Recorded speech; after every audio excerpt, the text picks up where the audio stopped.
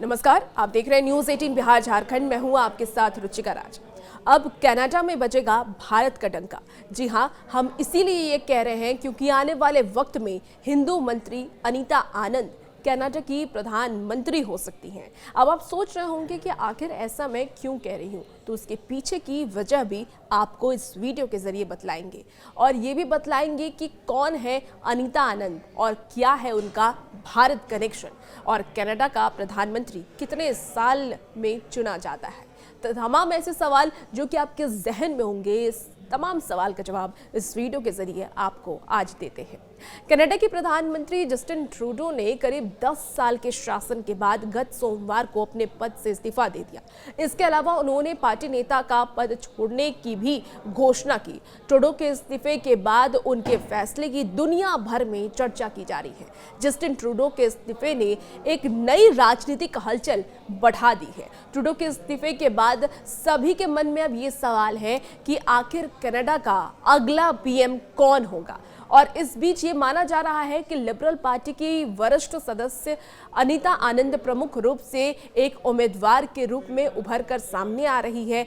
अनीता आनंद के नाम पर सहमति अब बनती नजर आ रही है। अगर ऐसा होता है तो वो इस पद पर चुनी जाने वाली पहली अश्वेत महिला और भारतीय मूल की पहली कनाडाई महिला के रूप में इतिहास बना देंगी।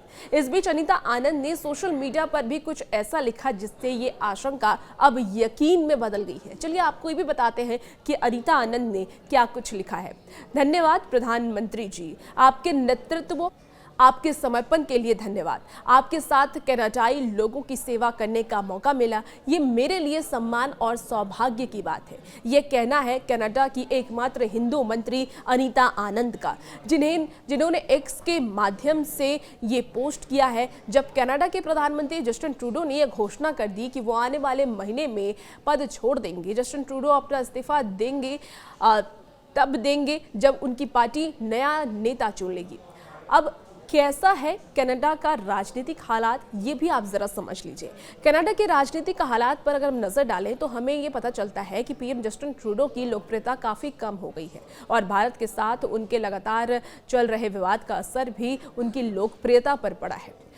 उनके कार्यकाल में कनाडा में आर्थिक विकास धीमा रहा और बेरोजगारी भी काफी ज्यादा बढ़ गई। महंगाई तो बढ़ी लेकिन वेतन उस अनुपात नहीं बढ़ा है, जिसकी वजह से सर्वे ये बता रहा है कि अगले चुनाव में ट्रूडो की हार तय है। कनाडा में अक्टूबर से पहले चुनाव होना है, लेकिन उससे पहले मार्च के अंत में संसद का सत्र है जिसमें बजट पेश किया जाएगा। लेकिन यहाँ गौर करने वाली बात यह है कि लिबरल पार्टी अल्पमत में है और ट्रूडो के इस्तीफे से वो 338 सदस्य संसद में एक 153 की रह जाएंगे और इन हालात में विपक्ष हावी होगा और सरकार पर जल्द चुनाव कराने का दबाव भी बन सकता है। अब इन हालात में लिबरल पार्टी एक ऐसा नेता की तलाश में है जो अक्टूबर के चुनाव तक पार्टी को सत्ता में बनाए रखे। कुछ नाम जो इस वक्त रेस में है उसमें अनीता आनंद शीर्ष पर है, सबसे ऊपर अनीता आनंद का नाम सामने आ रहा है। लेकिन एक महत्वाकांक्षी नेता है और यही वजह है कि उनकी चर्चा अब जोरों पर होने लगी है। चलिए, अनीता आनंद का नाम आपने इतनी बार सुन लिया, अब आपके जहन में आ रहा होगा कि अनीता आनंद आखिर है कौन और उनका भारत से क्या कनेक्शन है। तो अनीता आनंद एक अति महत्वाकांक्षी नेता मानी जाती है। यही वजह है कि उन्होंने रक्षा मंत्री जैसे पदों पर भी काम किया है, लेकिन उन्हें सजा के रूप में यहां से हटाकर ट्रेजरी बोर्ड का अध्यक्ष बनाया गया था। फिलहाल अनीता आनंद परिवहन मंत्री हैं। उन्होंने 2019 में पहली बार चुनाव जीता और संसद पहुंची। कोविड के दौरान भी उनकी भूमिका चर्चा में रही थी। अनीता आनंद के माता पिता की अगर हम बात कर लें तो दोनों ही भारतीय हैं। उनकी मां सरोज डी राम एंथियोलॉजिस्ट थी, जबकि उनके पिता की अगर हम बात कर लें तो पिता SV आनंद सर्जन थे। पिता का संबंध तमिलनाडु से है और मां का संबंध पंजाब से है। अनीता की 2 बहनें हैं जो कि कनाडा में ही रहती हैं। अनीता आनंद के माता पिता नाइजीरिया से कनाडा आए थे। अनीता आनंद की अगर हम बात कर लें तो उनका जन्म कैटविले, नोवा स्कॉटलैंड में हुआ था। 1967 में वो जन्मी थी। उन्होंने क्वींस विश्वविद्यालय से स्नातक की डिग्री हासिल की और कानून की पढ़ाई करने के लिए वो ऑक्सफोर्ड चली गई और ऑक्सफोर्ड में उन्होंने कानून की पढ़ाई की है। नोवा स्कॉटिया में ही उनकी मुलाकात जॉन से हुई और दोनों ने शादी कर ली।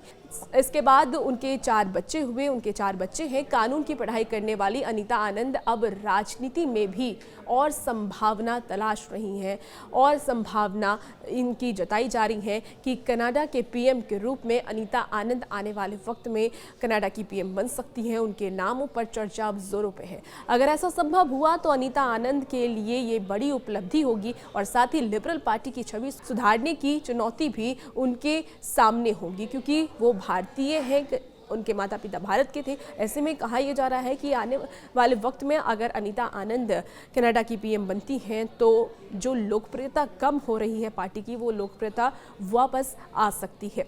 अब जो जनरल सवाल है जो आप सबके जहन में होंगे, कुछ सवाल कि क्या कनाडा में चुनाव की तिथि निर्धारित है? तो हाँ, कनाडा में संघीय और राज्य के चुनाव की तिथि निर्धारित है और इसी को लेकर के अब जो खबरें सामने आ रही है कि आने वाले वक्त में चुनाव होना है और उसके पहले पार्टी सत्ता में रहना चाहती है और इसीलिए अनीता आनंद के नाम पर चर्चा अब जोरों पर है। साथ ही एक और सवाल, जो कनाडा का प्रधानमंत्री कितने साल में चुना जाता है, ये जनरल क्वेश्चन है, जनरल सवाल है जो कि हर किसी के जहन में होगा।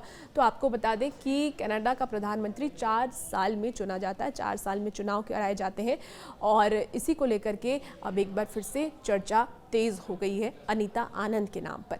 और भी ऐसी वीडियोस के लिए बने रहिए न्यूज़ 18 बिहार झारखंड के साथ।